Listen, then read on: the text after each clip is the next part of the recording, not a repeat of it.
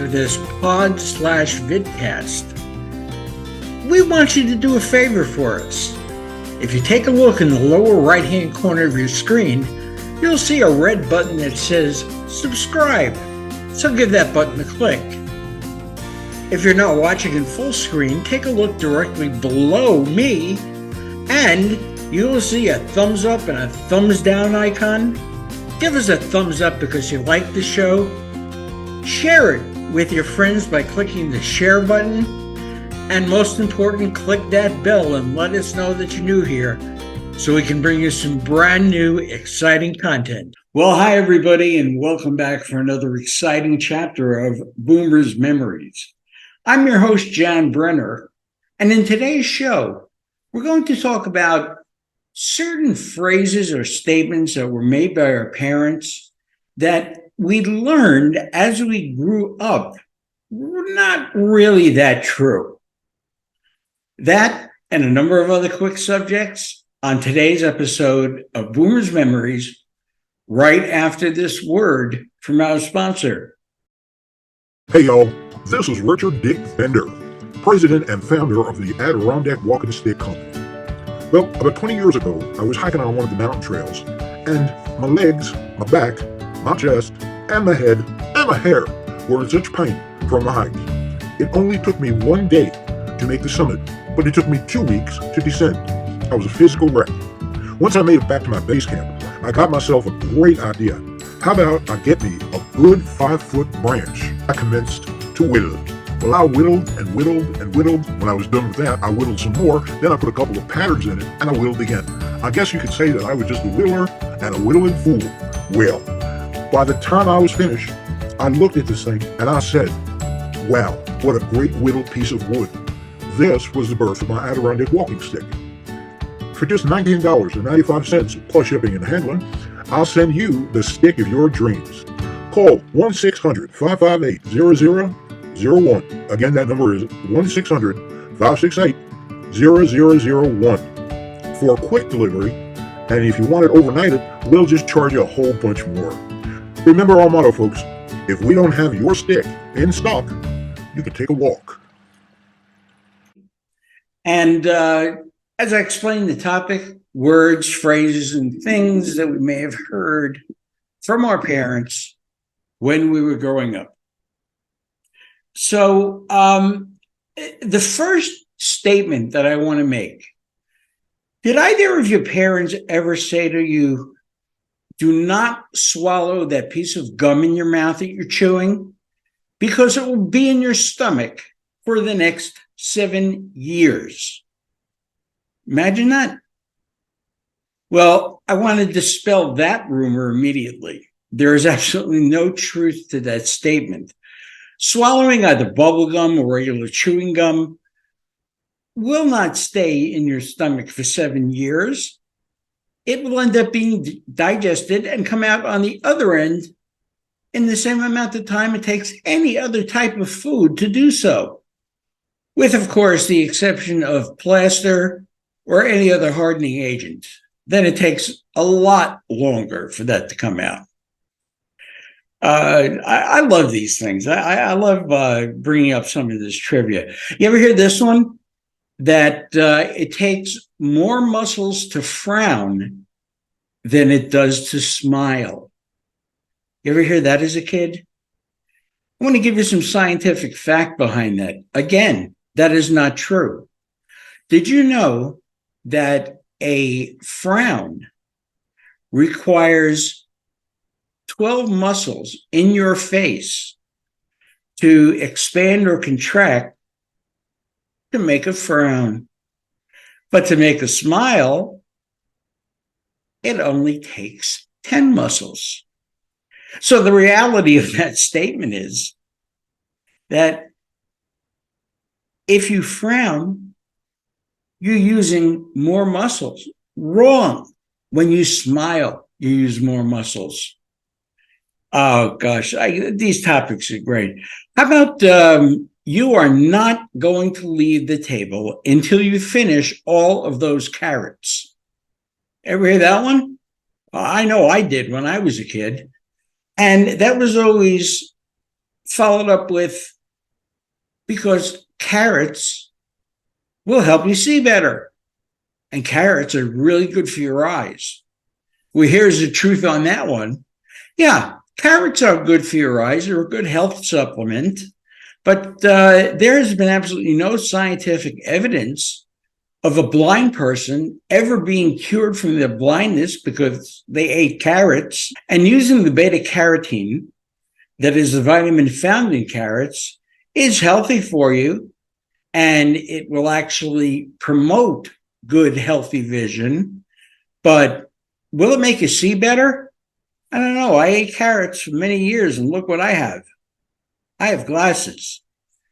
I could have eaten 3 fields worth of carrots, and still I needed glasses. Also, being in my late 60s, I now have to wear a number of different pair of glasses. I have these glasses. Hold on, as I'm fumbling stuff all over. These are for seeing long distance. I have these glasses, which I use to read. It brings the text in much closer. And then when I'm working on the computer, for example, editing my show, I use these. No, just kidding. I don't use sunglasses, but some of you think that I must be editing with sunglasses on because they can't believe the job that I do. I actually have a special pair of glasses that were made up, looking for them now on my table, that have my reading prescription.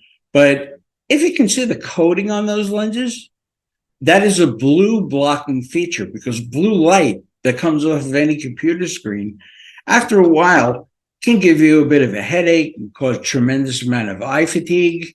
So, okay, distance glasses, what I'm wearing now, sunglasses for when it's bright and shiny outside, reading glasses when I sit down to read a book, and I even have computer glasses when I sit down and utilize my computer. 4 pair of glasses. How about this? Do not go outside with wet hair because you will get violently sick. Untrue. You will not get sick. What you will get is cold. Definitely, if you go out, if the temperature is, like it's been in the Northeast right now in the teens, yeah, your head's going to be cold, but you're not going to get a cold. The only way that you can get a cold is actually have the virus inside your body. So you could be standing next to somebody or sitting next to somebody on a train who decides to sneeze without covering their face, or something as simple as somebody who may have sneezed into their own hand, touched a doorknob, and then you're right on that doorknob right afterwards. And guess what? You can catch the virus that way. A lot of people who ended up with coronavirus got it from contact. And it's not just from standing next to a person who had the coronavirus. It was whatever fluid they expelled from their body, coughing, sneezing, hacking, so on and so on and so on. So, guys, don't worry about going outside with your hair wet. You're not going to catch a cold. All right, you may feel a little bit uncomfortable, but definitely. Here's another myth I'd like to kind of run past you. Don't eat sugar before you go to bed because it will hype you up. You want to hear some reality? Yeah, it'll give you a little bit more energy. But at the other end of that burst of energy, you crash. You go into a sugar crash. And believe it or not, that helps you sleep more. So I'm not suggesting that at the end of dinner tonight, and when you're getting ready for bed, that you sit down and devour an entire box of Marshmallow Peeps, because that's really high in sugar, and then swig down a bottle of regular Coca-Cola with that right afterwards. Yeah, you're going to be sugar hyped a little bit. You may have some initial problems falling asleep, but you're going to crash and you're going to go through that sugar low. And trust me when I tell you, you will fall asleep. Another myth out of your head.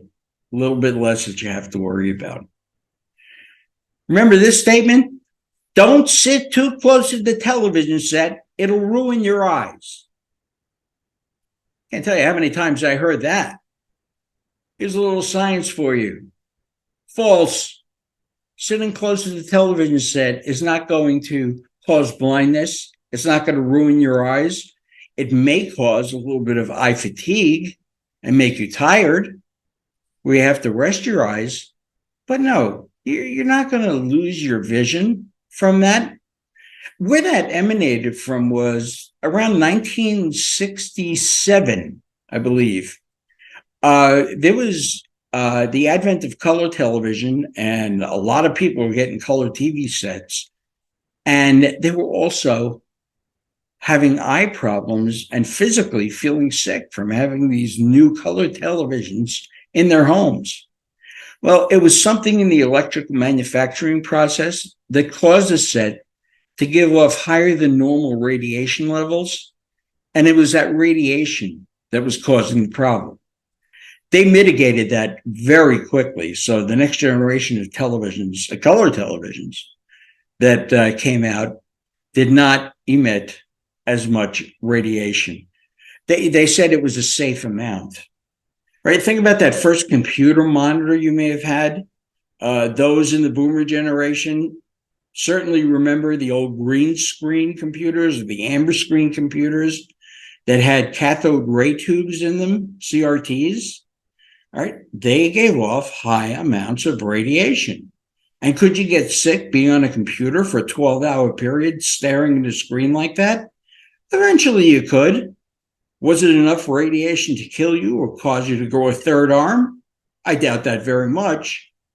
But again, the advent of flat screen computer monitors and working with liquid crystals and working with other technologies mitigated the radiation situation. So the newer monitors do not give off high amounts of radiation. If you have one of those watches that glows in the dark, you know, when you either hold it up to a light or if you're outside and the sunlight hits it, that probably gives off more radiation than your computer monitors do. So if you're like me, spending a good amount of time during the day on the computer, whether I am recording new shows or editing them or working with music or whatever it might be, putting classes together, my comedy career, writing new jokes. I mean, I spend a lot of time during the day at the computer. And those glasses that I showed you, let me just look over here and see where they are again. I highly recommend that you get yourself a pair of blue blocker sunglasses, not sunglasses, regular glasses. If you have vision issues like I have, you can get readers that have that coating on it, and that will cut down on the amount of blue light. Okay, we're going to go out in the backyard and we're going to go swimming, but we're going to have lunch first. Let's have lunch. And any child that made an attempt to go in the water right after lunch was totally ostracized by their parent or their grandparent, who said, no, you can't go in the water right away. You have to wait 30 minutes. Otherwise, you'll develop terrible leg cramps. It could affect your breathing. And in essence, your heart can stop. Guys, that was a bunch of BS. Okay? Today, science has proven that you go into your swimming pool in your backyard right after eating your lunch, nothing's going to happen. In a worst case scenario, you may end up with a little bit of reflux if you have a sensitive stomach. But is it going to cause leg cramps? Well, yeah, if you're swimming the English Channel, if you're doing like a marathon swim, it'll cause serious leg cramps. But your little inflatable or even your in-ground swimming pool at your house is not going to cause that problem. And yet another myth totally dispelled. Well, there were a lot of things that we were told as children.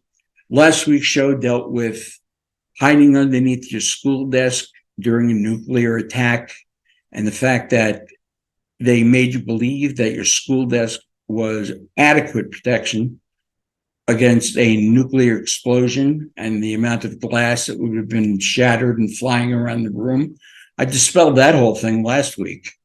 And you guys can go back on episode 2 of my show and catch that one. That was actually a really fun one to do. What's happening in the future for our show has a lot to do with you, the viewer. If you take a look at the bottom of your screen, there is an email box that I set up, and it is boomersmemories@yahoo.com.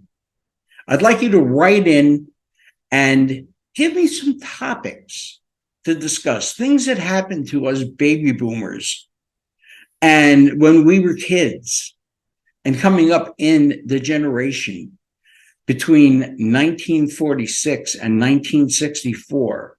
That's the baby boomer generation. And I'm sure you'll chuckle a little bit. I know I did, as I'm reading more and more into some of the things, and I'm remembering more and more of the things that we did as kids.